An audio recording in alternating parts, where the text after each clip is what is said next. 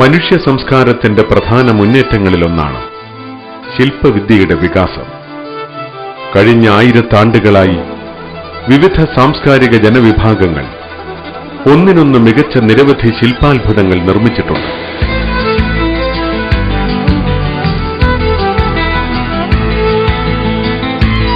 പിരമിഡുകൾ, കൊട്ടാരങ്ങൾ, ചർച്ചുകൾ, മസ്ജിദുകൾ, ഇവ ആയിരക്കണക്കിന് വിദഗ്ധരുടെ കൂട്ടായ യത്നത്തിന്റെ ഫലമാണ്.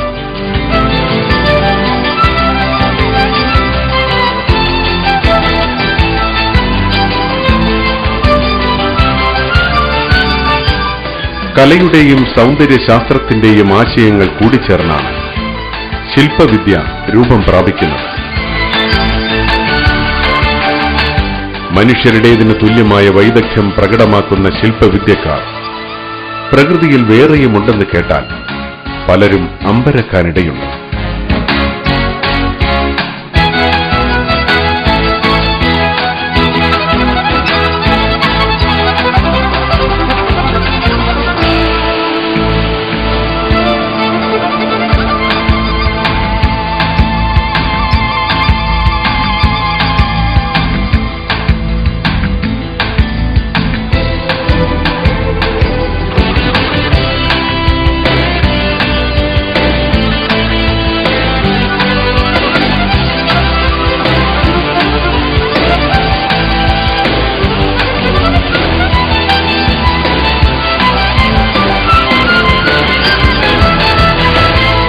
പ്രകൃതിയിലെ ജീവികൾ അവയുടെ ശരീരത്തിന്റെ ഘടനയാൽ നമ്മെ ആകർഷിക്കുന്നവയാണ്.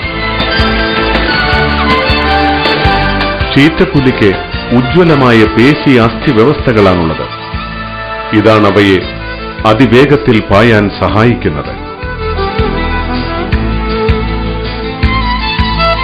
കഴുകന് ഏറ്റവും മികച്ച വായുചലന വ്യവസ്ഥയാണുള്ളത്.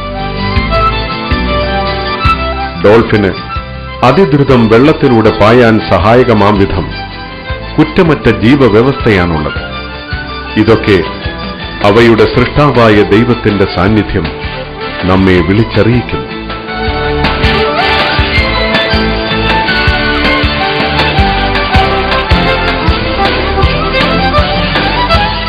പരിപൂർണമായി സംവിധാനിക്കപ്പെട്ട ശരീരം മാത്രം കൊണ്ടായില്ല. അവയെ ഉപയോഗിക്കുന്നതെങ്ങനെയെന്നും ജീവിക്കറിയേണ്ടതുണ്ട്.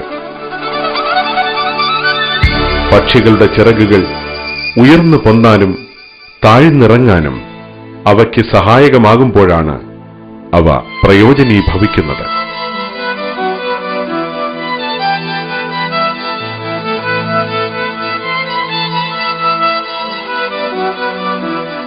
ജീവജാലങ്ങളെ സൂക്ഷ്മമായി നിരീക്ഷിക്കുന്ന ഒരാൾക്ക് ബോധ്യമാവുന്ന ഒന്നുണ്ട്. ഓരോ ജീവിയും അവ ജീവിക്കുന്ന പരിതസ്ഥിതിയുമായി പൊരുത്തപ്പെട്ടാണ് പെരുമാറുന്നത്.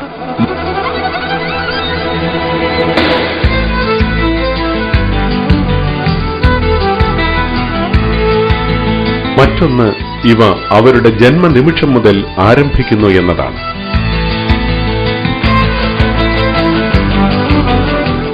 പല ജീവികൾക്കും ജനിച്ച് ഏതാണ്ട് അരമണിക്കൂറിനകം എഴുന്നേറ്റ് നിൽക്കാനും ഓടാനും കഴിയും.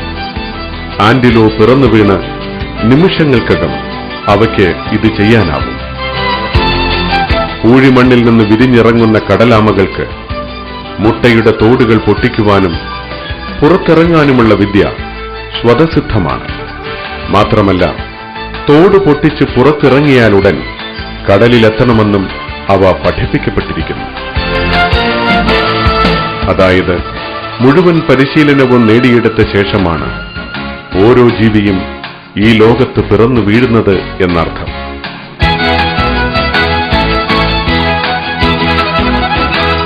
ഇതിലേറ്റവും അമ്പരപ്പുളവാക്കുന്നതാണ് സ്വന്തം കൂടുകൾ നിർമ്മിക്കുവാനുള്ള ചില ജീവികളുടെ കഴിവ്.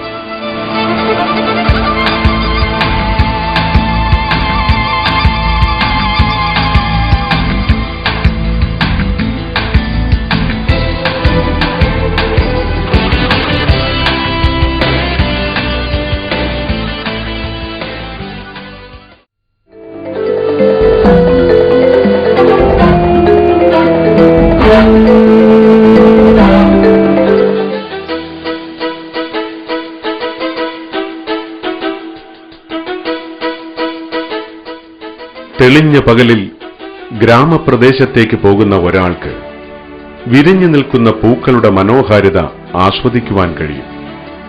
പൂക്കളെ സൂക്ഷ്മ നിരീക്ഷണത്തിന് വിധേയമാക്കുന്ന ഒരാൾക്ക് പ്രകൃതിയിലെ ഏറ്റവും വൈദഗ്ധ്യം നേടിയ ശില്പികളെ തേനീച്ചയിൽ ദർശിക്കാം. പ്രകൃതിയിലെ ഏറ്റവും അമൂല്യമായ ഭക്ഷ്യപദാർത്ഥമായ തേനാണ് കോളനികളായി ജീവിക്കുന്ന തേനീച്ച നിർമ്മിക്കുന്നത്.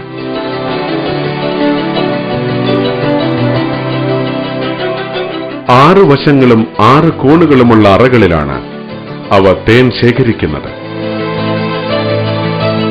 എന്നാൽ എന്തുകൊണ്ടാണവ ഷട്കോണാകൃതിയിൽ അറകൾ നിർമ്മിക്കുന്നത്? ഏറെ ഗണിതശാസ്ത്രപരമായ അന്വേഷണങ്ങൾക്ക് ശേഷമാണെങ്കിലും ഗണിതജ്ഞർ ഇതിനുത്തരം കണ്ടെത്തിയിട്ടുണ്ട്. ഏറ്റവും കുറച്ച് പദാർത്ഥം ഉപയോഗിച്ച് ഏറ്റവും കൂടുതൽ തേൻ കൊള്ളുന്ന കൂട് നിർമ്മിക്കണമെങ്കിൽ അവ ഷട്കോണാകൃതിയാവണമത്രേ. മറ്റാകൃതികളെയും നമുക്ക് പരിഗണിച്ച് നോക്കാം. സിലിണ്ടർ ആകൃതിയോ പഞ്ചഭുജാകൃതിയോ പ്രിസാകൃതിയോ ഉള്ളതാണെങ്കിൽ അറകൾക്കിടയിൽ ഗ്യാപ്പ് ഉണ്ടാകുന്നതുകൊണ്ട് വഹിക്കാവുന്ന തേനിന്റെ അളവ് കുറവായിരിക്കും.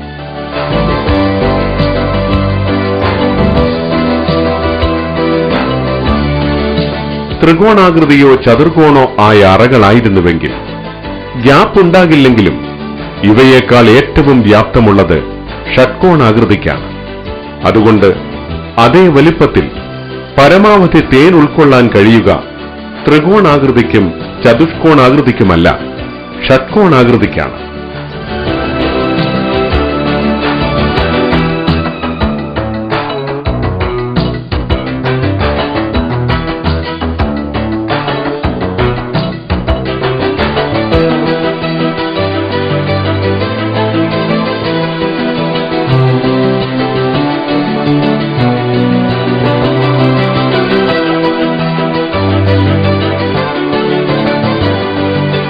മറ്റൊരു വിസ്മയകരമായ വസ്തുത തേൻകൂട് നിർമ്മിക്കാനുള്ള തേനീച്ചകളുടെ പരസ്പര സഹകരണമാണ്.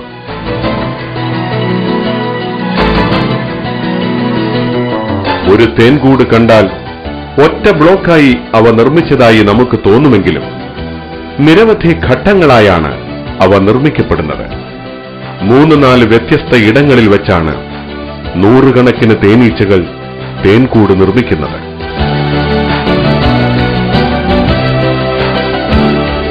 അവയുടെ നിർമ്മിതി മധ്യഭാഗത്ത് വെച്ചാണ് ഒരുമിക്കുന്നത്. ഈ ഘട്ടങ്ങളിലൊന്നും ഒരു ചെറിയ തകരാറ് പോലും നാം കാണുന്നില്ല. ഓരോ തേനറയുടെയും ചരിവ് വളരെ കൃത്യമായി തന്നെ തേനീച്ച പാലിക്കുന്നുണ്ട്. 13 ഡിഗ്രി പരസ്പരം ചരിച്ചാണവ ഓരോന്നും അടുക്കി വെക്കുന്നത്. അതുകൊണ്ട് ഇരുവശവും താഴേക്ക് ചരിഞ്ഞിരിക്കും. ഈ പ്രത്യേക കോണളവ് തേൻ തൂകിപ്പോകുന്നതിൽ നിന്ന് തടയാൻ അവയെ സഹായിക്കും. ലോകത്തെങ്ങുമുള്ള തേനീച്ചകൾ ഈ അനിതര സാധാരണമായ ശില്പമാതൃക പിന്തുടരുന്നുവെന്നത് അത്ഭുതകരമാണ്. വെളിച്ചത്തിന്റെ ശകലം പോലും എത്താത്ത പൊന്തക്കാട്ടിൽ നിർമ്മിക്കപ്പെടുന്ന തേനീച്ചക്കൂടിനും ഈ പ്രത്യേകതകളൊക്കെ ഉണ്ടാകും.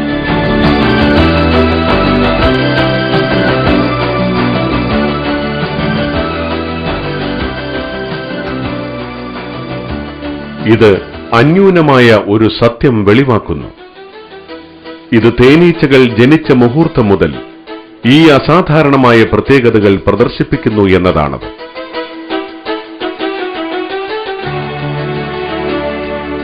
തേൻകൂടിന്റെ ഘടനയുടെ ദിശ അവ നിരീക്ഷിച്ച് പഠിക്കുന്നതല്ല, അവ കണ്ണു തുറക്കുന്നത് തന്നെ ഈ വിദ്യകൾ ആർജിച്ചുകൊണ്ടാണ്. ആരാണവയെ ഈ ശില്പവൈദഗ്ധ്യം പഠിപ്പിച്ചു കൊടുത്തത്?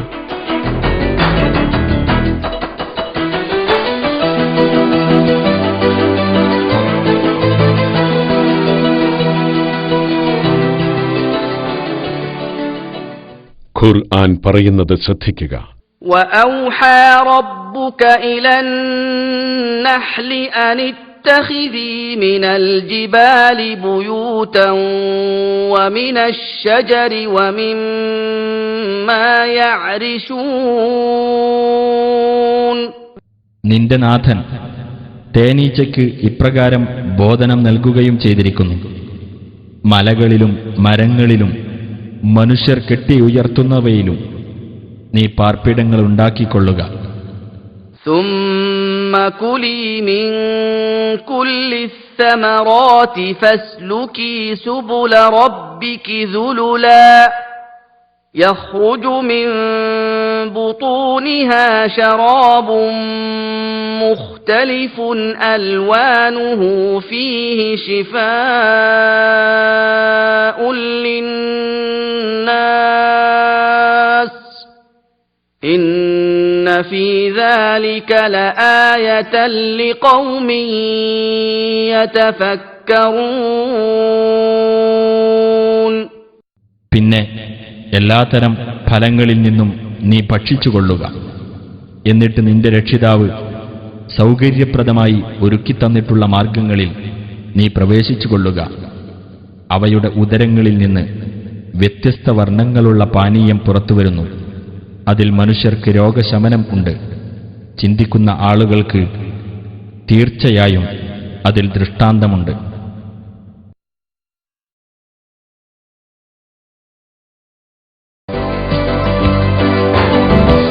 ദൈവം അവർക്ക് നൽകിയ ജന്മവാസനയാണ് ഇതൊക്കെ അവർക്ക് സാധ്യമാക്കുന്നത്. ഇതാകട്ടെ തേനീച്ചയിൽ മാത്രം പരിമിതവുമല്ല. പ്രകൃതിയിലെ മറ്റ് ശില്പഘടനകൾ പഠിക്കുമ്പോൾ അവ കൂടുതലായി നമുക്ക് വ്യക്തമാകും.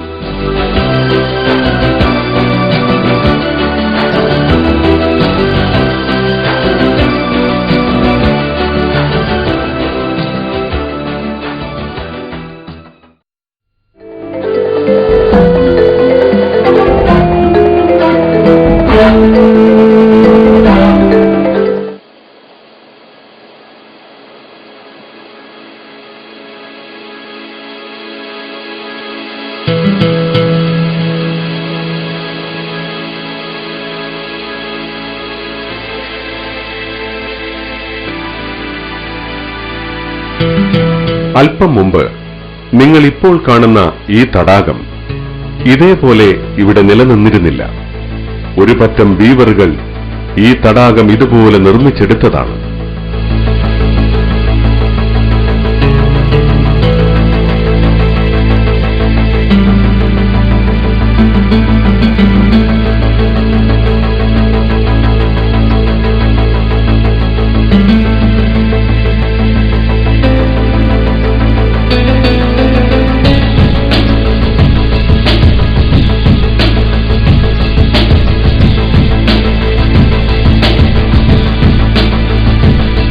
ബീവർ ഒരു വലിയ കുടുംബം പോലെയാണ് കഴിയുന്നത്. അവർ തന്നെ നിർമ്മിക്കുന്ന ചെറിയ തടാകത്തിന്റെ ഓരത്താണ് അവയുടെ വീട്. ബീവറിന്റെ ജീവിതയാത്രയെ ആരംഭിക്കുന്നത് 2 ബീവർ ദമ്പതികൾ പുതിയൊരു വീട് നിർമ്മിക്കാനായി ഇറങ്ങി പുറപ്പെടുമ്പോഴാണ്.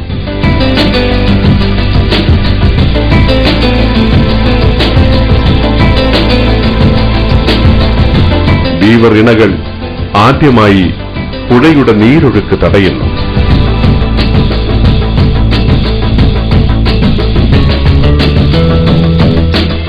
ഇതിനായി മനുഷ്യൻ നൂറ്റാണ്ടുകളായി അനുവർത്തിക്കുന്ന രീതി തന്നെ അവയും അനുവർത്തിക്കുന്നു.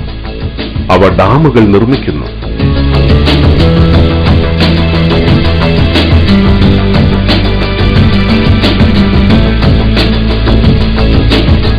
ഡാം നിർമ്മിക്കും മുൻപ് അതിനായുള്ള സാമഗ്രികൾ കണ്ടെത്തേണ്ടതുണ്ട്.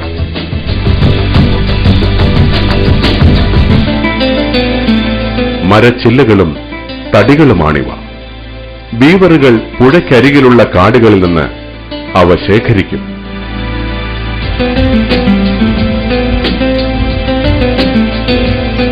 അവ കണ്ടെത്തുന്ന വൃക്ഷങ്ങളിൽ നിന്നുള്ള ഏതാനും ഇലകൾ അവ ഭക്ഷിക്കും.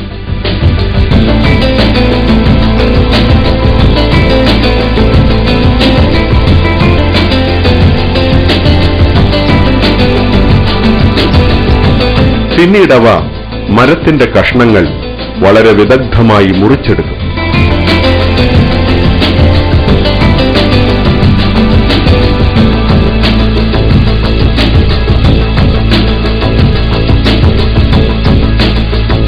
കടിച്ചു മുറിക്കുന്ന വേളയിൽ നീരൊഴുക്കിന്റെ ദിശയിലേക്ക് തന്നെ മരക്കഷ്ണം വീഴണമെന്ന് അവർ കൃത്യമായി തന്നെ നിർണയിച്ചിരിക്കും.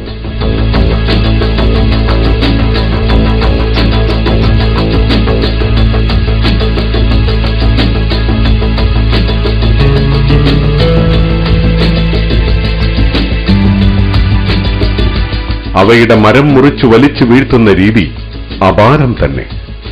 പിന്നീട് മരച്ചില്ലകൾ വൻ മരത്തടികൾക്ക് മുകളിൽ അടുക്കി വെച്ച് അവ ഡാം നിർമ്മിക്കുവാൻ ആരംഭിക്കുന്നു.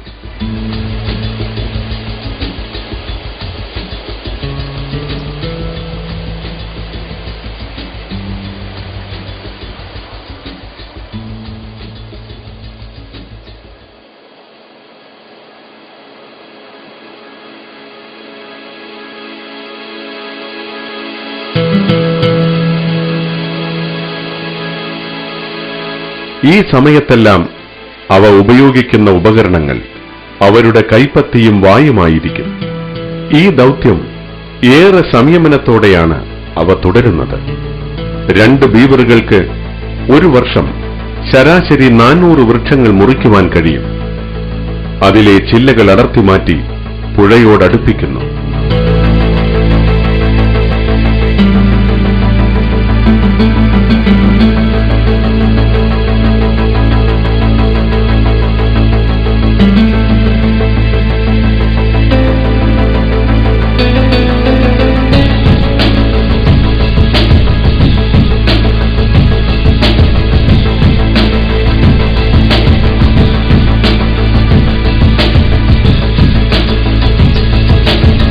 ബീവറുകൾ മുൻനിരയിലെ പല്ലുകൾ ഉപയോഗിച്ചാണ് മരം കടിക്കുന്നത്.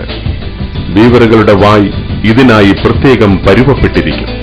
അതിന്റെ മുൻനിരയിലെ പല്ലുകൾക്ക് നഖങ്ങളുടെ മൂർച്ചയുണ്ടാവും.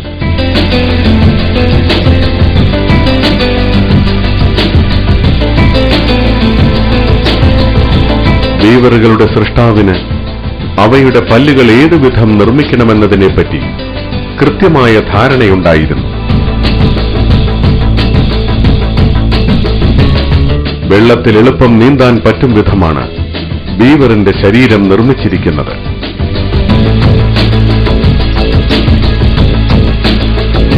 വെള്ളം എളുപ്പം തള്ളി നീക്കാൻ കാലുകൾക്ക് കഴിയും. വാലുകൾ തുഴകളായി ഉപയോഗപ്പെട്ട് വെള്ളത്തിലൂടെ അവയെ സുഗമമായി നീന്താൻ സഹായകമാക്കുന്നു.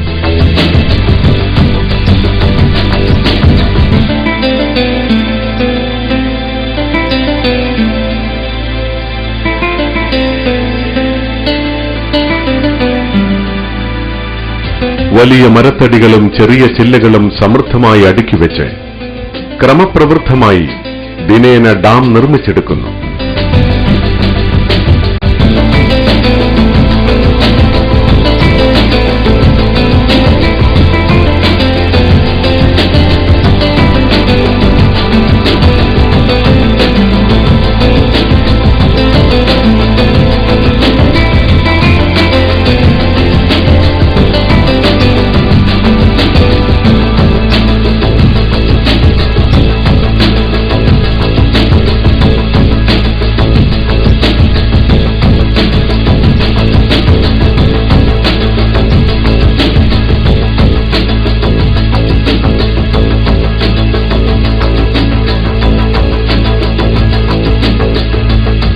ഡാം വലുതാകുന്നതിനനുസരിച്ച് അവയ്ക്ക് മുമ്പിലുള്ള ജലശേഖരവും വർദ്ധിക്കുന്നു.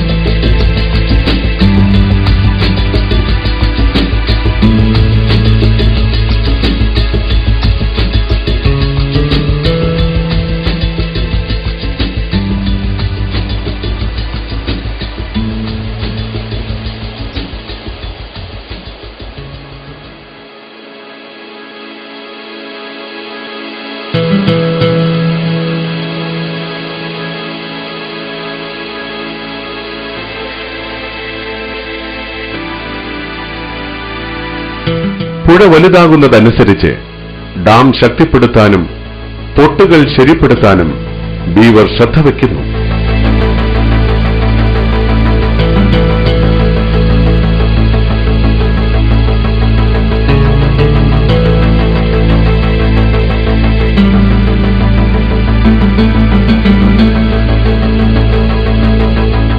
അനേകം മാസങ്ങളിലെ കഠോരമായ അധ്വാന ഫലമായി നിർമ്മിതമാകുന്ന ഡാം ഒറ്റ വാക്കിൽ പറഞ്ഞാൽ അതിഗംഭീരം തന്നെയാണ്.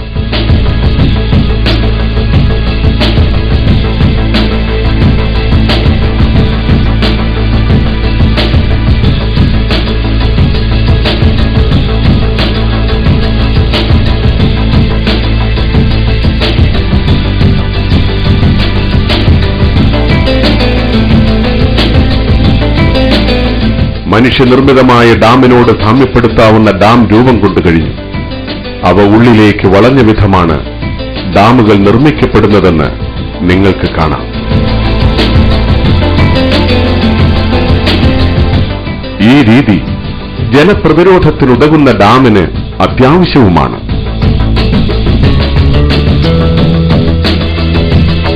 ആധുനിക ഹൈഡ്രോ വിദ്യുച്ഛക്തി നിർമ്മാണ ഡാമുകളിലും ഈ വിധം കോൺകേവായി നിർമ്മിക്കുന്നു എന്ന കാര്യം അനുസ്മരിക്കുക. ആയിരത്താണ്ടുകളിലൂടെ മനുഷ്യൻ നേടിയെടുത്ത ജ്ഞാനം ജനനത്തിന്റെ ആദ്യ മുഹൂർത്തത്തിൽ തന്നെ ബീവറിന് സ്വായത്തം. അവയ്ക്ക് ആ അറിവ് ആര് നൽകിയതാണ്? ആകസ്മികമായി ഇത്തരമൊരു കഴിവ് ഒരു ജീവിക്കുണ്ടാകാനിടയില്ല. ജലമർദ്ദത്തെ ഏറ്റവും ഉചിതമായി തടയുന്ന ആകൃതി അവയ്ക്ക് ആകസ്മികമായി കണ്ടെത്താനുമാവില്ല. തലമുറകളിലേക്ക് അവ ആകസ്മികമായി പകരപ്പെടുന്നുമില്ല. ഇതെല്ലാം സൃഷ്ടാവ് കനിഞ്ഞരളിയ സവിശേഷതകളാണ്. അവനാണ് ഓരോ ജീവിയെയും സൃഷ്ടിക്കുകയും അവയുടെ ധർമ്മങ്ങൾ നിർണയിക്കുകയും ചെയ്തത്.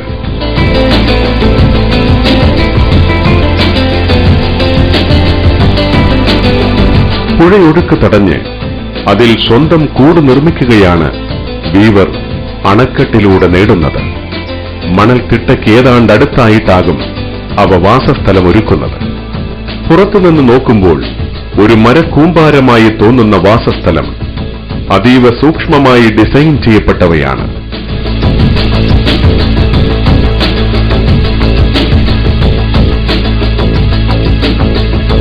വെള്ളത്തിലൂടെ മാത്രമേ അതിനകത്തേക്ക് പ്രവേശിക്കാനാവുകയുള്ളൂ. അതിന് ജലനിരപ്പിന് മുകളിലുള്ള മറഞ്ഞ ഗുഹയിലൂടെ കടന്നേ പറ്റൂ.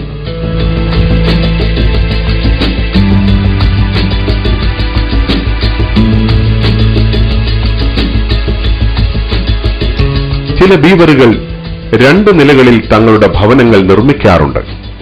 ഒന്നാമത്തെ നില പ്രവേശന കവാടവും താമസ സ്ഥലവുമാണ്.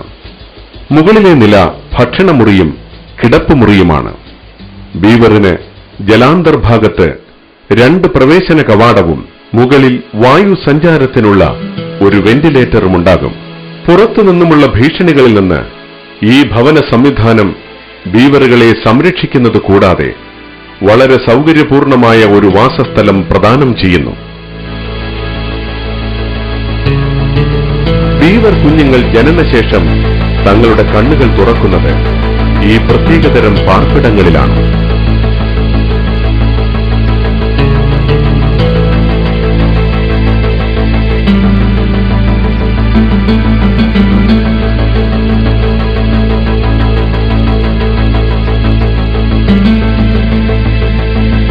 കുറച്ചു വളരുന്നതോടെയാണ് കുരുന്നുകൾ തങ്ങളുടെ മാതാക്കളോടൊത്ത് ബാഹ്യലോകത്തേക്ക് പോകുന്നത്.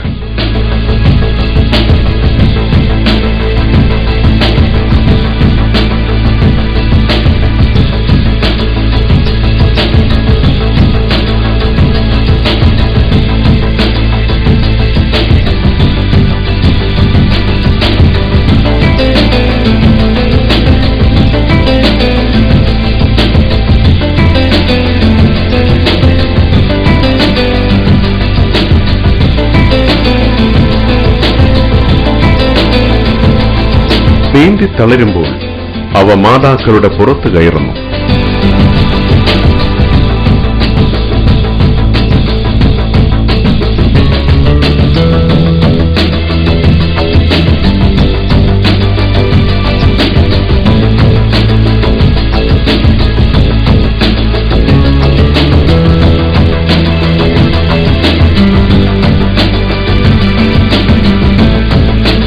മൂന്ന് 4 മീറ്റർ അടിയിലായിരിക്കും ഒരു കൊച്ചുപുഴയിൽ ബീവറുകൾ വസിക്കുക.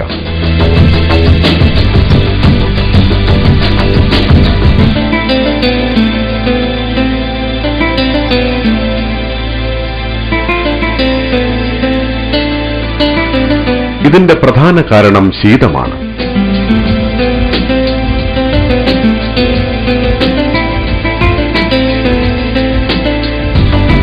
ശീതകാലത്ത് ജലം തണുത്തുറയ്ക്കുകയും കനത്ത ഐസ് പാളികൾ രൂപമെടുക്കുകയും ചെയ്യും.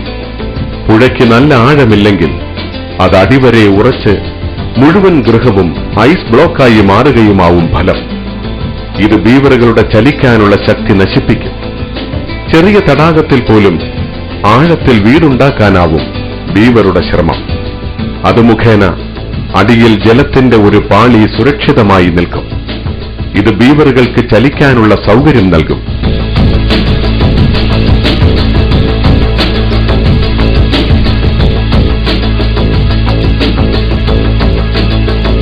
ഇതെല്ലാം പരിഗണിക്കുമ്പോൾ ബീവറിന്റെ ജീവിതം തികച്ചും അസാധാരണമാണെന്ന് നമുക്ക് മനസ്സിലാവും. പ്രത്യേകമായ എഞ്ചിനീയറിംഗ് വൈദഗ്ധ്യത്തിന്റെ അഭാവത്തിൽ മനുഷ്യന് സാധ്യമാകാത്തതാണ് ബീവറുകൾക്ക് സാധ്യമാകുന്നത്. ആരാണ് അവയ്ക്ക് ഈ വിദ്യയൊക്കെ നേടിക്കൊടുത്തത്? ബീവറുകൾ വളരെ ബുദ്ധിശാലികളാണെന്ന് നമുക്ക് പറയാനാവില്ല.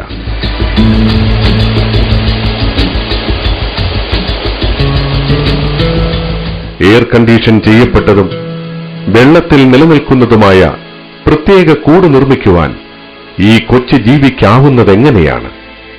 ഏറ്റവും ആധുനികമായ ഹൈഡ്രോ ഇലക്ട്രിക് ഡാമുകൾക്ക് സമാനം ഉള്ളിലേക്ക് മടങ്ങിയ പ്രത്യേക ഡിസൈൻ അവ നിർമ്മിക്കാൻ പഠിച്ചത് എവിടെ നിന്നാണ്? ഈ കുരുന്ന ജന്തുവിന്റെ ജ്ഞാനവും ബുദ്ധിയും കൊണ്ട് മാത്രം ഇത് വിശദീകരിക്കാനാവില്ല. അവ ചെയ്യുന്ന സാങ്കേതിക തികവാർന്ന പ്രയത്നങ്ങൾക്ക് പിന്നിൽ അതീവ സൂക്ഷ്മാലുവായ ഒരു സ്രഷ്ടാവിന്റെ കരവിരുത് നമുക്ക് കാണാം. എല്ലാ ജീവികളെയും സൃഷ്ടിക്കുകയും വഴി നടത്തുകയും ചെയ്തവൻ ബീവറിനും പ്രത്യേകതരം ജന്മവാസനകൾ നൽകിയിരിക്കുന്നു. ഇതവയെ ഡാമുകളും കൂടുകളും നിർമ്മിക്കാൻ സഹായിക്കുന്നു.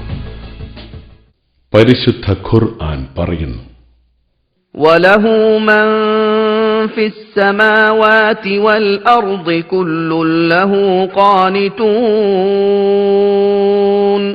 ആകാശങ്ങളിലും ഭൂമിയിലും ഉള്ളവരെല്ലാം അവന്റെ അധീനത്തിലത്രേ.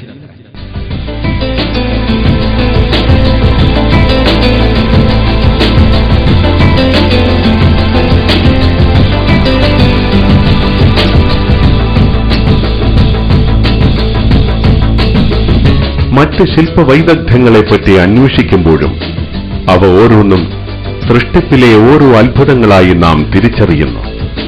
അവയിൽ ചിലതിനെപ്പറ്റി കൂടി നമുക്ക് പരിശോധിക്കാം.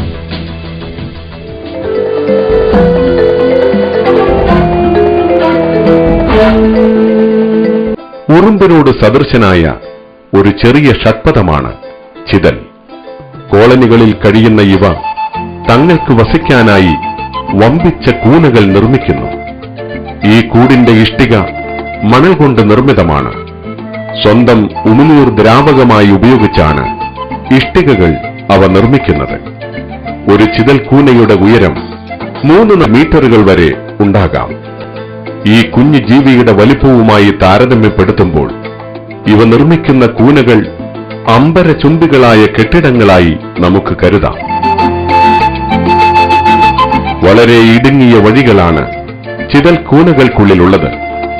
ഈ ഇരുണ്ടതും ഇടുങ്ങിയതുമായ വഴികളിൽ ഏതാണ്ട് 15 ദശലക്ഷം ചിതലുകളാണ് വളരെ രഞ്ജിപ്പോടെ പണിയെടുക്കുന്നത്.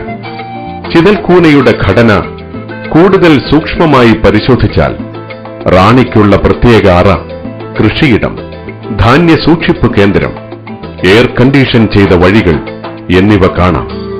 ചില ചിതലുകൾ കൂനയുടെ നിർമ്മാണം, റിപ്പയർ എന്നിവയുമായി ബന്ധപ്പെട്ട് പ്രവർത്തിക്കുമ്പോൾ മറ്റു ചിലത് ശത്രുക്കൾക്കെതിരെ കൂനയുടെ സംരക്ഷകരാകുന്നു.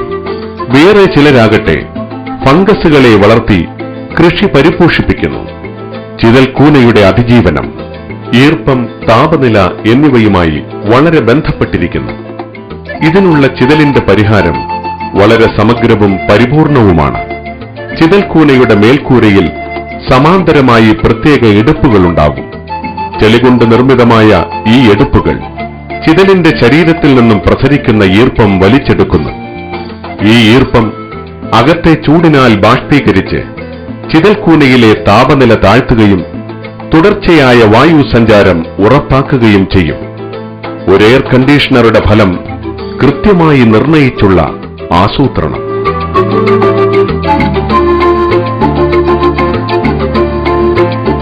അസാധാരണമായ ജ്ഞാനമുപയോഗിച്ചുള്ള ഉജ്ജ്വല സാങ്കേതിക വിദ്യ.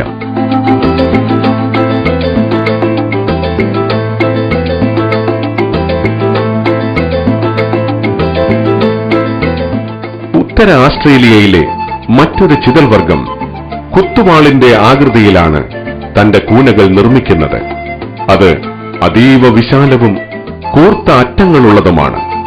ഈ കൂനയുടെ രഹസ്യങ്ങളിലൊന്ന് സൂര്യന്റെ കോണാണ്. മധ്യാഹ്ന സൂര്യനിൽ നിന്നുള്ള വെളിച്ചം ഏറ്റവും കുറവ് കിട്ടും വിധമായിരിക്കും കൂനയുടെ ഉപരിതലമെന്നതാണ് കൗതുകകരമായ വസ്തുത. അങ്ങനെ അകത്തെ താപനില പരമാവധി കുറച്ചു നിർത്തും. ഈ സ്പീഷീസിലെ എല്ലാ ചിതലുകളും തെറ്റുപറ്റാത്ത വിധം ഈ കോണളവ് പാലിച്ചിരിക്കും. എന്നാൽ ഇത്ര കുറ്റമറ്റ വൈദഗ്ധ്യം പ്രകടമാക്കുന്ന ചിതൽ അന്ധനാണെന്നതാണ് ഇതിലെ ഏറ്റവും അമ്പരപ്പിക്കുന്ന വസ്തുത. കണ്ണറിയാത്ത ഈ കുരുന്നു ജീവിക്ക് ഇത്ര വമ്പൻ കൂനകൾ കൃത്യമായി എഞ്ചിനീയറിംഗ് പരികൽപ്പനയോടെ മെനഞ്ഞെടുക്കാനാവുന്നതെങ്ങനെയാണ്? 1.5 ദശലക്ഷം വരുന്ന ഒരു ചിതൽക്കൂട്ടത്തിന് ഈ വിധമുള്ള ദൗത്യം തികഞ്ഞ ഒത്തൊരുമയോടെ നിർവഹിക്കാനാവുന്നതെങ്ങനെയാണ്? ഡേവിഡ് ആറ്റൻബർഗ് എന്ന വിഖ്യാത പ്രകൃതി ശാസ്ത്രജ്ഞൻ തന്റെ ഒരു ഡോക്യുമെന്ററി സിനിമയിൽ ഒരു മാസ്റ്റർ പ്ലാൻ അനുസരിച്ച് ഓരോ ചിതലും ചെളികൊണ്ട് തന്റെ ധർമ്മം നിർവഹിക്കുന്നതിൽ അമ്പരപ്പ് പ്രകടിപ്പിക്കുന്നുണ്ട്.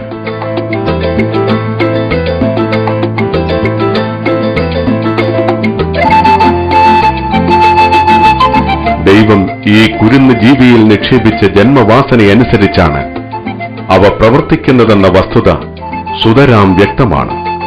ഇതിന്റെ രഹസ്യങ്ങൾ മനുഷ്യൻ അജ്ഞേയമാണെങ്കിലും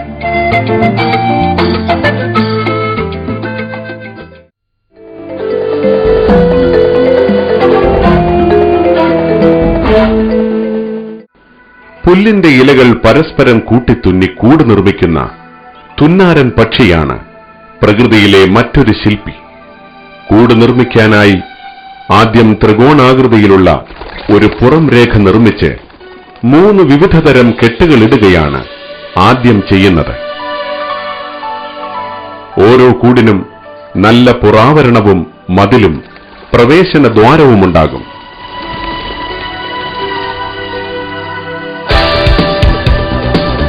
നീണ്ട പുൽക്കൊടികൾ കൂട്ടിത്തുന്നുന്നു. ഇതൊട്ടും എളുപ്പമല്ല. ആദ്യത്തെ കെട്ട് കൃത്യമായി ഇടുക എന്നത് ഏറ്റവും ശ്രമകരമായ യത്നമാണ്. ഇതിന്റെ അടിത്തറയിലാണ് മറ്റ് പണികൾ. കെട്ടുകൾ കൂടി വന്ന് ഒരു വളയമായി മാറുന്നു. ഓരോ വളയത്തിന്റെയും അളവ് കൃത്യമായി നിർണയിക്കപ്പെട്ടിരിക്കും. ഓരോ വളയവും പണി പൂർത്തിയാക്കപ്പെടുമ്പോൾ കൃത്യതയാർന്നതായി വരും. ഈ വിഷയത്തിൽ തെറ്റുപറ്റാറില്ല.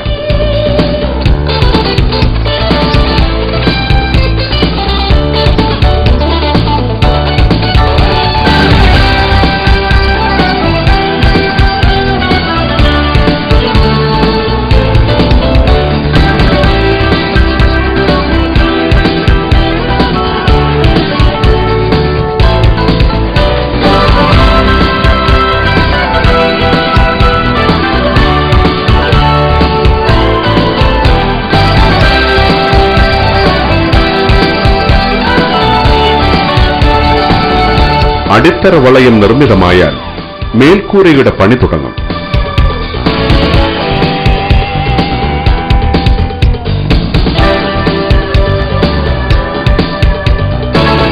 നമ്മുടെ തയ്യൽക്കാർ അവലംബിക്കുന്ന രീതി തന്നെയാണ് തുന്നാരൻ പക്ഷിയും അവലംബിക്കുന്നത്.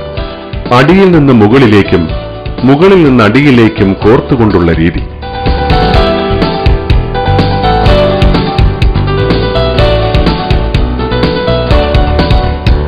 ഈ വിധം പരിപൂർണമായ കൂട് നിർമ്മിക്കാൻ അസാമാന്യമായ ക്ഷമ വേണം.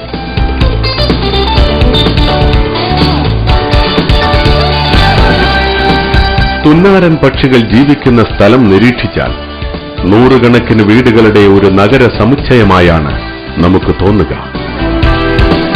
ഒരേ തരത്തിലുള്ള വീടുകളാവും എല്ലാ തുന്നാരൻ പക്ഷികളും നിർമ്മിക്കുന്നത് എന്ന് മാത്രം.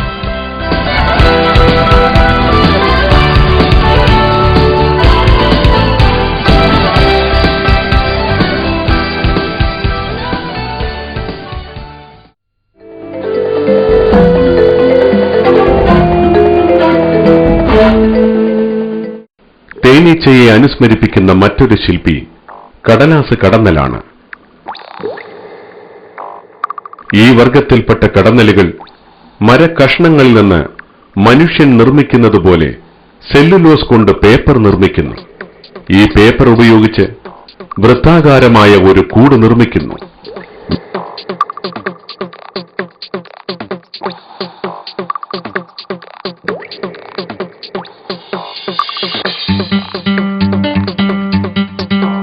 മേൽക്കൂരയുടെ ഉള്ളിൽ തേനീച്ചയുടേതുപോലെ അഷ്ടകോണിലുള്ള അറകളാണുള്ളത്. ഓരോ അറയിലും ഓരോ മുട്ടകളാകും ഇടുക. ഏതാണ്ട് 3 ആഴ്ചകൾക്ക് ശേഷം ഈ മുട്ടകൾ വിരിഞ്ഞ് ലാർവ പുറത്തുവരും.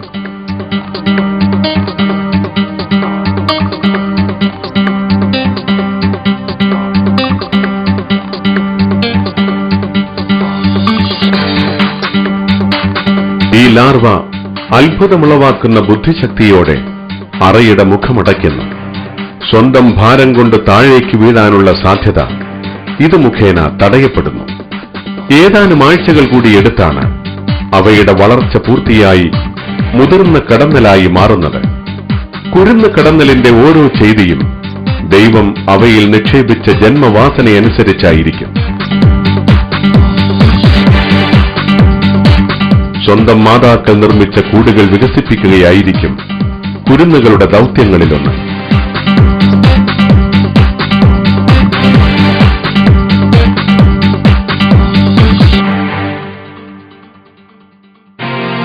അങ്ങനെ വലിയൊരു കോളനി തന്നെ രൂപം കൊള്ളുന്നു. അനേകം നിലകളുള്ള അപ്പാർട്ട്മെന്റുകളായി അത് പിന്നീട് മാറും.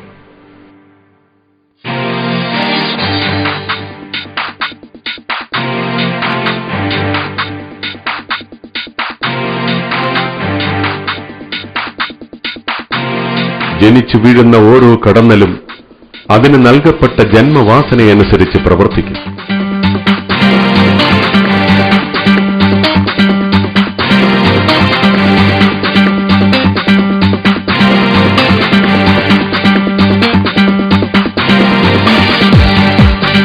നിങ്ങൾ കാണുന്ന ഈ ചെറിയ പാത്രങ്ങൾ മറ്റൊരു തരം വന്യതേനീച്ചയുടേതാണ്.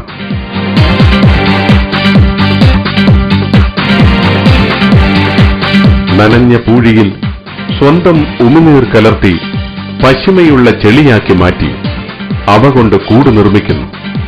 തുടർച്ചയായി കറക്കിക്കൊണ്ട് ഈ ചെളിയിൽ രൂപകൽപ്പന വരുത്തുന്നു.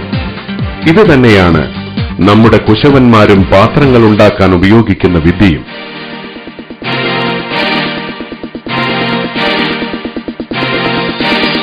പാത്രം നിർമ്മിച്ചു കഴിഞ്ഞാൽ അതിന് മൂടിയുണ്ടാക്കാൻ അവ മറക്കാറില്ല.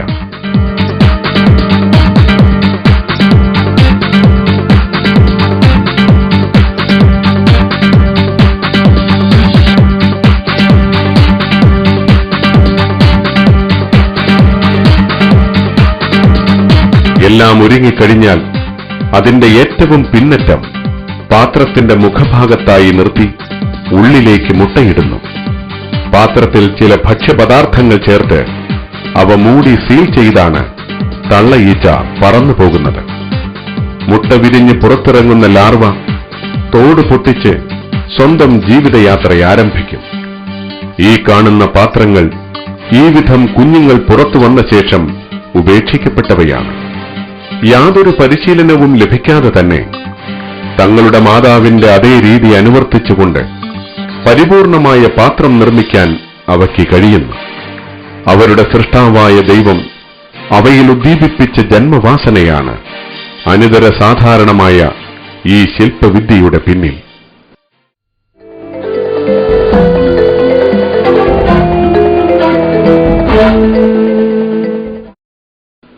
സ്വന്തം ശരീരത്തിൽ നിന്നുള്ള നൂലുപയോഗിച്ചാണ് എട്ടുകാലി തന്റെ വല നിർമ്മിക്കുന്നത്. അതേ വലിപ്പത്തിലുള്ള സ്റ്റീലിനേക്കാൾ 5 മടങ്ങ് ശക്തമാണ് എട്ടുകാലി വല. അതിദ്രുതം പായുന്ന വലിയ കീടങ്ങൾ പോലും വലിയാൻ കെൽപ്പുറ്റ എട്ടുകാലി വലയിൽ പെട്ടുപോകും. നല്ല പശിമയുള്ള കണങ്ങൾ വലയിലുണ്ടാകും.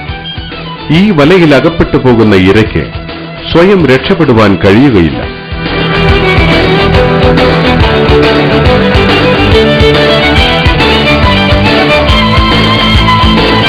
നല്ല പശിമയും വികാസ സാധ്യതയുമുള്ള വല അമ്പരപ്പിക്കും വിധം ശക്തമാണ്. സ്വന്തം ശരീരത്തിന്റെ തന്നെ ഒരു വിപുലീകരണമാണ് ഇരയെ പിടിക്കാനുള്ള വല. അതിൽ പെട്ടുപോകുന്ന ഓരോ ഇരയുടെയും സ്പന്ദനങ്ങൾ സൂക്ഷ്മവേദിയായി തിരിച്ചറിഞ്ഞ് നിഷ്പ്രഭമാക്കാൻ അവയ്ക്ക് കഴിയും. സ്വന്തം ശരീരത്തിലെ സ്പെഷ്യൽ അവയവത്തിൽ നിന്ന് ഉൽപ്പാദിപ്പിക്കുന്ന നൂൽ കാലുകൊണ്ട് വല നെയ്യാനുള്ള അവയുടെ ചാതുരി അത്ഭുതകരമാണ്.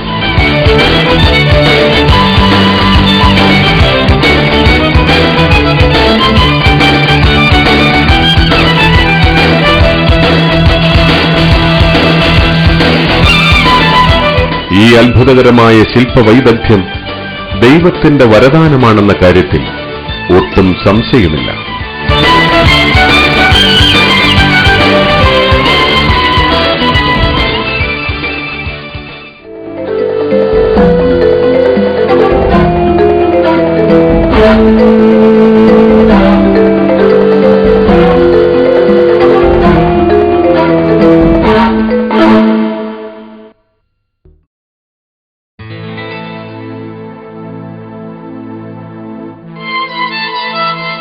പത്തൊൻപതാം നൂറ്റാണ്ടിന്റേത് മനുഷ്യ ചരിത്രത്തിലെ തട്ടിപ്പുകളുടെ കൂടി ചരിത്രമാണ്. മാർക്സിസം പോലുള്ള അശാസ്ത്രീയമായ തത്വചിന്തകൾ മനുഷ്യന്റെ മേൽ വെച്ചുകെട്ടിയത് അപ്പോഴായിരുന്നുവല്ലോ.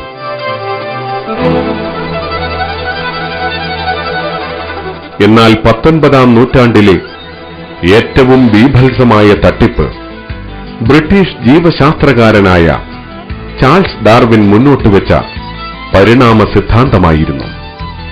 1859 പ്രസിദ്ധീകൃതമായ തന്റെ വർഗോൽപത്തി എന്ന കൃതിയിൽ അന്ധമായ ഭൗതിക പ്രക്രിയയിലൂടെ ജീവജാലങ്ങൾ ഉരുത്തിരിഞ്ഞുണ്ടായി എന്ന് അദ്ദേഹം വാദിച്ചു. 19ാം നൂറ്റാണ്ടിന്റെ ശാസ്ത്രീയ വളർച്ചയുടെ പ്രാഥമിക അവസ്ഥയിൽ അതിന് സ്വീകാര്യത ലഭിക്കുകയും ചെയ്തു.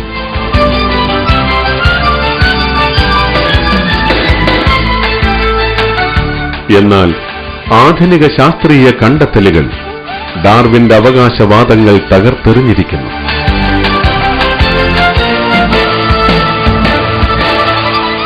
ഫോസിൽ ശാസ്ത്രം മില്യൺ കണക്കിന് വർഷങ്ങളായി പരിണാമമില്ലാതെ പോയ ജീവജാലങ്ങളെക്കുറിച്ച് കൃത്യമായ അറിവ് നൽകുന്നു. വെറും ആകസ്മികമായ പ്രക്രിയകളാൽ അതിസങ്കീർണമായ ശരീരഘടനകൾ ഉണ്ടാവുകയില്ലെന്ന് ജൈവരസതന്ത്രവും അസ്ഥിഘടനാശാസ്ത്രവും തെളിവ് നൽകുന്നു. വ്യത്യസ്ത വർഗങ്ങൾ ഒന്നിൽ നിന്ന് മറ്റൊന്ന് എന്ന വിധം ഉരുത്തിരിയാറില്ലെന്നും ജീവശാസ്ത്ര പഠനങ്ങളും തെളിയിക്കുന്നുണ്ട്. ഇക്കാരണങ്ങളാൽ ഡാർവിനിസം ശാസ്ത്രീയമായി നിലനിൽക്കാനാകാത്ത അഭ്യൂഹം മാത്രമായാണ് പരിഗണിക്കപ്പെടുന്നത്. ഈ ഫിലിമിലുടനീളം കാണുന്ന ജീവികളുടെ ബൗദ്ധിക പ്രവൃത്തികൾ പരിണാമ സിദ്ധാന്തത്തെ വെല്ലുവിളിക്കുന്ന മറ്റു ചില തെളിവുകളാണ്.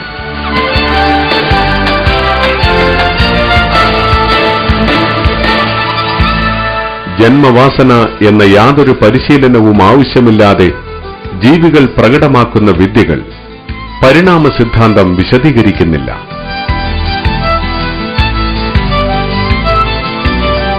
ഈ വിഷയത്തെ പ്രതിപാദിക്കാൻ ഡാർവിൻ തന്റെ വർഗോൽപത്തി എന്ന കൃതിയിൽ ഒരധ്യായം തന്നെ മാറ്റിവെച്ചിട്ടുണ്ട്. ജന്മവാസന എന്ന് പേരിട്ട് പ്രസ്തുത അധ്യായത്തിന്റെ തുടക്കം തന്നെ തന്റെ സിദ്ധാന്തത്തിന് ഈ പ്രവൃത്തികൾ ശക്തമായ വെല്ലുവിളികൾ ഉയർത്തുന്നതായി ഡാർവിൻ സമ്മതിക്കുന്നുണ്ട്.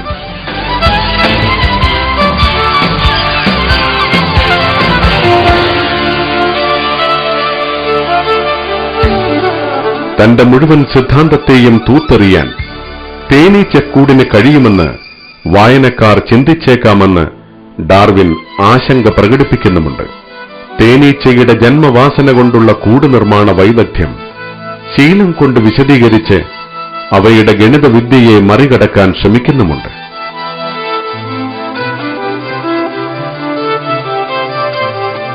ജീവപരമ്പരകളിലായി ആർജിച്ചെടുക്കുന്ന ശീലങ്ങൾ തലമുറകളിലേക്ക് പകർന്നുകൊണ്ട് ജന്മവാസന ഉയരെടുക്കുന്നതായുള്ള ദുർബലമായ വാദമാണ് ഡാർവിൻ ഉയർത്തുന്നത്.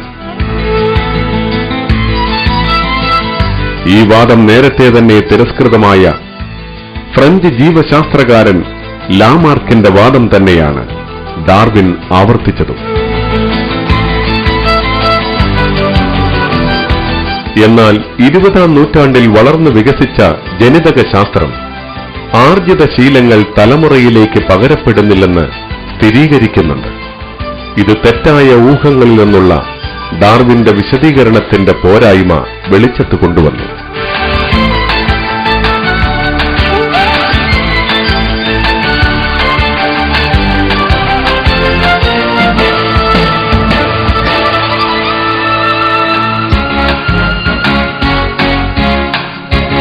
ജനിക്കുമ്പോൾ തന്നെ വിദ്യ തേടിയാണ് ജീവികൾ പിറന്നു വീഴുന്നതെന്ന വസ്തുത മറ്റൊരു പ്രശ്നം സൃഷ്ടിക്കുന്നുണ്ട്.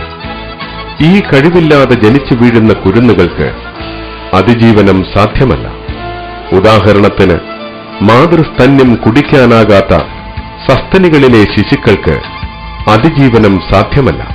ഇത് ക്രമപ്രവൃത്തമായി ഈ സിദ്ധികൾ ജീവികൾക്ക് കിട്ടിയെന്ന വാദത്തിന്റെ അന്തസാര ശൂന്യത തുറന്നു കാട്ടുന്നു.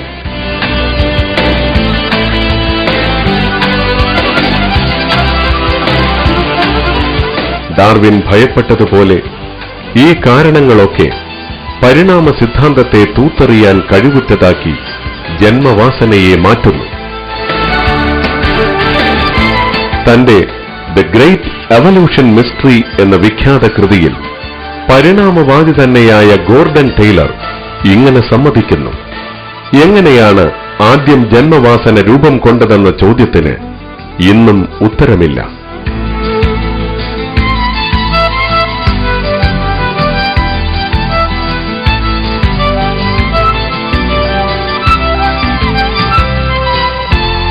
ജന്മവാസന വിശദീകരിക്കാൻ പരിണാമവാദിക്കാവില്ല. എന്തെന്നാൽ അവ ജീവികൾക്ക് പ്രത്യേകമായി ദൈവം തമ്പുരാൻ കനിഞ്ഞരുളിയ വരദാനമാണ്.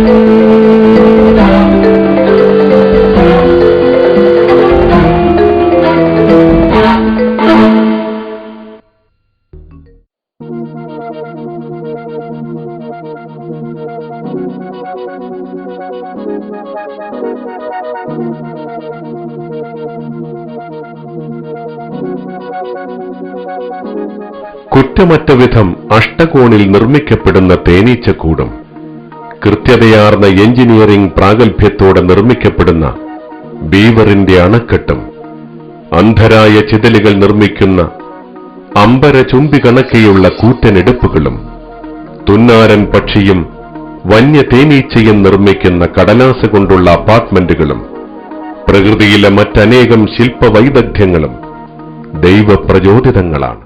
إني توكلت على الله ربي وربكم ما من دابة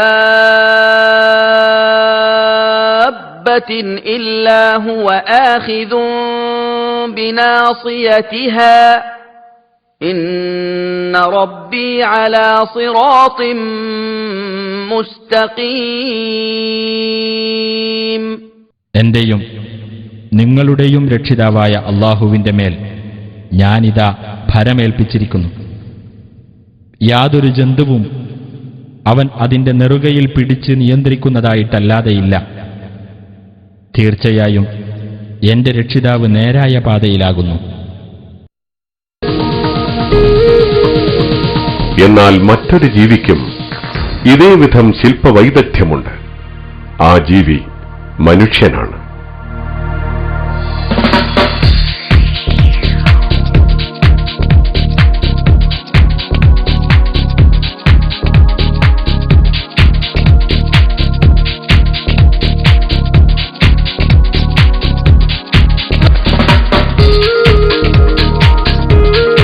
ഇക്കാര്യത്തെപ്പറ്റി മനുഷ്യൻ പൊതുവെ ബോധവാനല്ല. പല സൗന്ദര്യാത്മക കലാരൂപങ്ങളും നിർമ്മിക്കുന്ന മനുഷ്യപ്രതിഭകൾ തങ്ങളുടെ ജന്മസിദ്ധി കൊണ്ടെന്ന വിധമാണ് പ്രവർത്തിക്കുന്നത്. ഈ കലാരൂപങ്ങളുടെയും ഉൽപ്പത്തി ദൈവപ്രചോദിതം തന്നെയാണ്. അവന്റെ അപാരമായ കലാജ്ഞാനസിദ്ധി. അതുകൊണ്ട് തന്നെ എല്ലാ സൗന്ദര്യാത്മക രൂപങ്ങളും ഇവയ്ക്ക് പിന്നിലെ ശക്തിവിശേഷത്തെ അംഗീകരിച്ച് ദൈവസങ്കീർത്തനത്തിലേക്ക് നമ്മെ നയിക്കേണ്ടതുണ്ട്.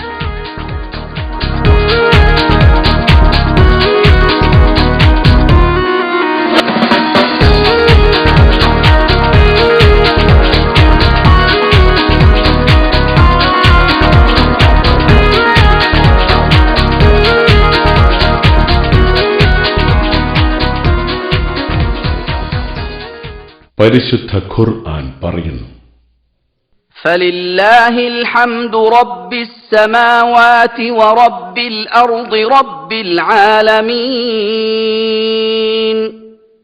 وله الكبرياء في السماوات والأرض وهو العزيز الحكيم. അപ്പോൾ ആകാശങ്ങളുടെ രക്ഷിതാവും ഭൂമിയുടെ രക്ഷിതാവും ലോകരുടെ രക്ഷിതാവുമായ അല്ലാഹുവിനാണ് സ്തുതി. ആകാശങ്ങളിലും ഭൂമിയിലും അവനു തന്നെയാകുന്നു മഹത്വം. അവൻ തന്നെയാകുന്നു പ്രതാപിയും യുക്തിമാനും.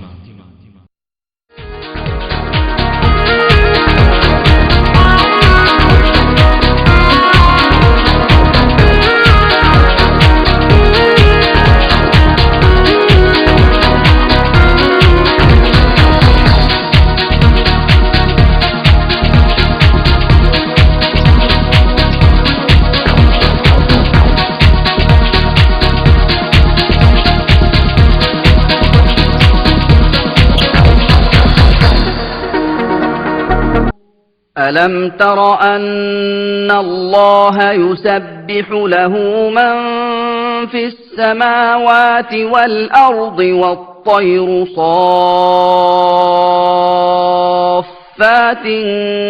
كل قد علم صلاته وتسبيحه والله عليم بما يفعلون. ആകാശങ്ങളിലും ഭൂമിയിലുമുള്ളവരും ചിറക് നിവർത്തിപ്പിടിച്ചുകൊണ്ട് പക്ഷികളും അള്ളാഹുവിന്റെ മഹത്വം പ്രകീർത്തിച്ചുകൊണ്ടിരിക്കുന്നു എന്ന് നീ കണ്ടില്ലേ? ഓരോരുത്തർക്കും തന്റെ പ്രാർത്ഥനയും കീർത്തനവും എങ്ങനെയെന്ന് അറിവുണ്ട്. അവർ പ്രവർത്തിക്കുന്നതിനെപ്പറ്റി അള്ളാഹു അറിയുന്നവനത്രേ. وَلِلَّهِ مُلْكُ السَّمَاوَاتِ وَالْأَرْضِ وَإِلَى اللَّهِ الْمَصِيرُ. അള്ളാഹുവിനാകുന്നു ആകാശങ്ങളുടെയും ഭൂമിയുടെയും ആധിപത്യം. അള്ളാഹുവിങ്കലേക്ക് തന്നെയാണ് മടക്കവും. أَلَمْ تَرَ أَنَّ اللَّهَ يُزْجِي سَحَابًا ثُمَّ يُؤَلِّفُ بَيْنَهُ ثُمَّ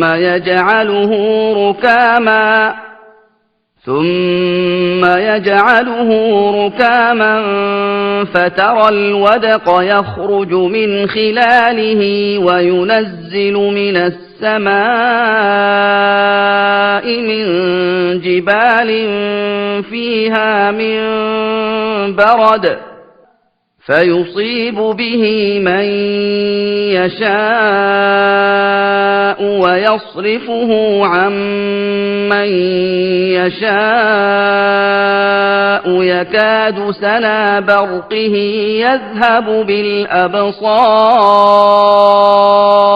അള്ളാഹു കാർമേഘത്തെ തെളിച്ചുകൊണ്ടുവരികയും എന്നിട്ട് അത് തമ്മിൽ സംയോജിപ്പിക്കുകയും എന്നിട്ടതിനെ അവൻ അട്ടിയാക്കുകയും ചെയ്യുന്നു എന്ന് നീ കണ്ടില്ലേ? അപ്പോൾ അതിനിടയിലൂടെ മഴ പുറത്തു വരുന്നതായി നിനക്ക് കാണാം. ആകാശത്തുനിന്ന് അവിടെ മലകൾ പോലുള്ള മേഘകൂമ്പാരങ്ങളിൽ നിന്ന് അവൻ ആലിപ്പഴം ഇറക്കുകയും എന്നിട്ട് താൻ ഉദ്ദേശിക്കുന്നവർക്ക് അത് അവൻ ബാധിപ്പിക്കുകയും താൻ ഉദ്ദേശിക്കുന്നവരിൽ നിന്ന് അത് തിരിച്ചുവിടുകയും ചെയ്യുന്നു. അതിന്റെ മിന്നൽ വെളിച്ചം കാഴ്ചകൾ റാഞ്ചിക്കളയുമാറാകുന്നു. يُقَلِّبُ اللَّهُ اللَّيْلَ وَالنَّهَارَ إِنَّ فِي ذَلِكَ لَعِبْرَةً لِأُولِي الْأَبْصَارِ. അള്ളാഹു രാവും പകലും മാറ്റിമറിച്ചുകൊണ്ടിരിക്കുന്നു. തീർച്ചയായും അതിൽ കണ്ണുള്ളവർക്ക് ഒരു ചിന്താവിഷയമുണ്ട്. وَاللَّهُ خَلَقَ كُلَّ دَابَّةٍ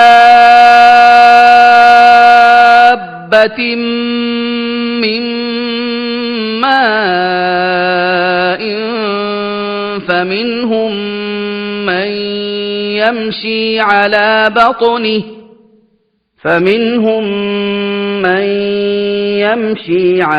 بَطْنِهِ وَمِنْهُم مَّن يَمْشِي عَلَى رِجْلَيْنِ وَمِنْهُم مَّن يَمْشِي عَلَى أَرْبَعٍ يَخْلُقُ اللَّهُ مَا يَشَاءُ إِنَّ اللَّهَ عَلَى كُلِّ شَيْءٍ قَدِيرٌ. എല്ലാ ജന്തുക്കളെയും അള്ളാഹു വെള്ളത്തിൽ നിന്ന് സൃഷ്ടിച്ചിരിക്കുന്നു. അവരുടെ കൂട്ടത്തിൽ ഉദരത്തിന്മേൽ ഇഴഞ്ഞു നടക്കുന്നവരുണ്ട്. 2 കാലിൽ നടക്കുന്നവരും അവരിലുണ്ട്. 4 കാലിൽ നടക്കുന്നവരും അവരിലുണ്ട്. അള്ളാഹു താൻ ഉദ്ദേശിക്കുന്നത് സൃഷ്ടിക്കുന്നു. തീർച്ചയായും അള്ളാഹു എല്ലാ കാര്യത്തിനും കഴിവുള്ളവനാകുന്നു. لقد أنزلنا آيات مبينات والله يهدي من يشاء إلى صراط مستقيم. യാഥാർത്ഥ്യം വ്യക്തമാക്കുന്ന ദൃഷ്ടാന്തങ്ങൾ നാം അവതരിപ്പിച്ചിരിക്കുന്നു. അള്ളാഹു താൻ ഉദ്ദേശിക്കുന്നവരെ നേരായ പാതയിലേക്ക് നയിക്കുന്നു. الحمد لله الحمد